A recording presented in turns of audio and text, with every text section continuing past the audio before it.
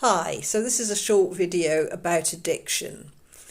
And sometimes people would ask me, well, why would I want to go to AA when I've actually gave up drinking 10, 15 years ago and everything's fine, thanks, I'm still off the booze. So why on earth would I want to go somewhere like AA or another addictive program? So what I would say is that when I went to AA, I realised that it wasn't just about dealing with the stopping drinking, which was fairly easily dealt with early on, but it was about the whole way in which addiction manifests in my personality, both in sort of bigger ways like other addictions, work, smoking and so on, or smaller addictive-y little behaviours, things like don't know when to stop, don't know when to shut up, don't have an off switch, and other sort of little secretive habits that I might have that may disguise addictions in certain ways. So going along and listening to a group of alcoholics in a room, sharing their perspectives, really widened my self-knowledge.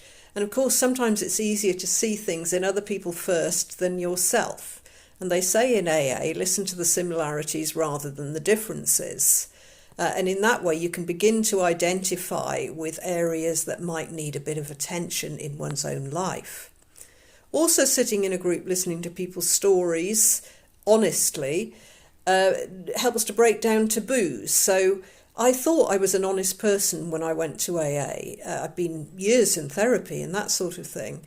But it was only a certain kind of honesty, and this honesty in relation to addictions, when people were being really honest about things that they wouldn't talk about in polite society, things like wetting themselves or, kind of slightly repulsive behaviours that can happen when you're addicted, that you wouldn't want to be broadcasting, but in a way it can be helpful to share it in a group of addicts and see, just how our behaviours have manifested and what they're like and how we might have then managed to sort of get some hope and control over those.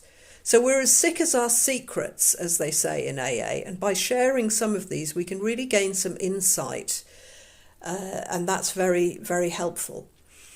Sometimes also a group will support and extend understanding. It's a good social place to go. Often people may have lost some friends along the way. It's a social and spiritual program that breaks that isolation and you find your own spiritual guide. It's not cultist in any way.